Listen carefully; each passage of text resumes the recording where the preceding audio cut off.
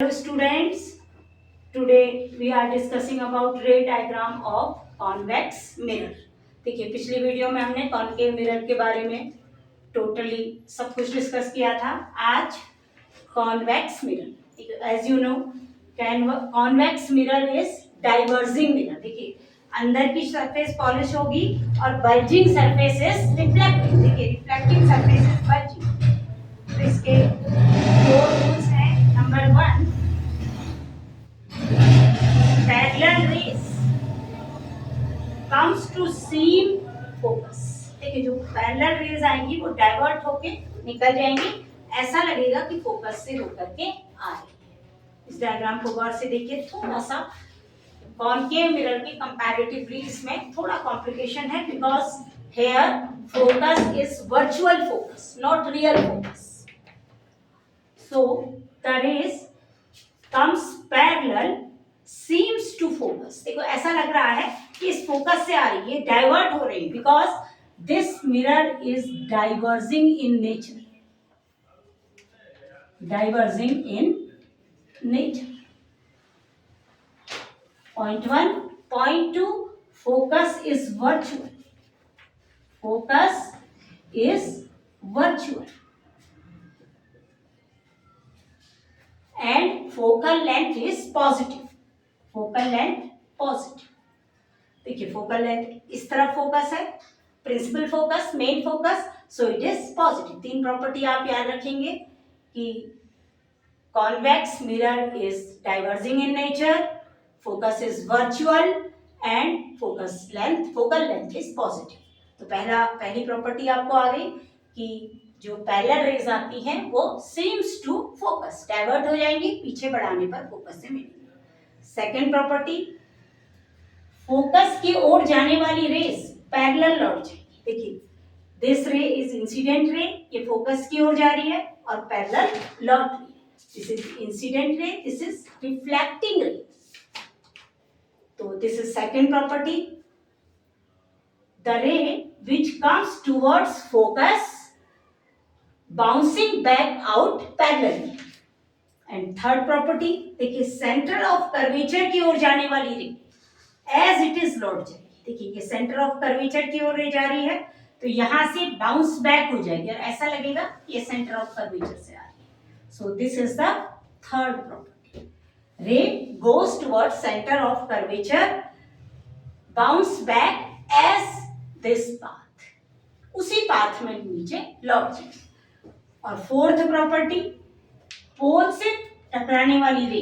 देखिए ये पोल से टकराने वाली रे लॉ ऑफ रिफ्लेक्शन को फॉलो करती हुई वापस आ जाएगी. देखिए follows the law of reflection. This is angle I, this is angle R. This is angle of incident, it is incident ray, it is reflecting ray. Angle of incident, angle of reflection. By these laws we can form image by convex mirror. देखिए अगली video में हम discuss करेंगे. In this only 2 cases are formed, when object is infinity or when object is between infinity to pole. तो इसको अगली video में discuss करेंगे.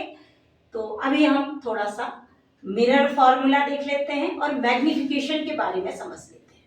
देखिए mirror formula 1/f is equal to 1/v plus 1/u. It is mirror formula. जब आप object की distance, image की डिस्टेंस और फोकल लेंथ, कोई भी आपके पास इंफॉर्मेशन होगी तो उससे दूसरी इंफॉर्मेशन आप निकाल सकते हैं. f is equal to focal length,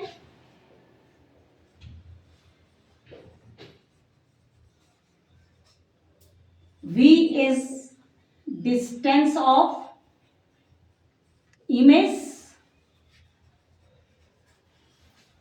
u is equal to distance of object.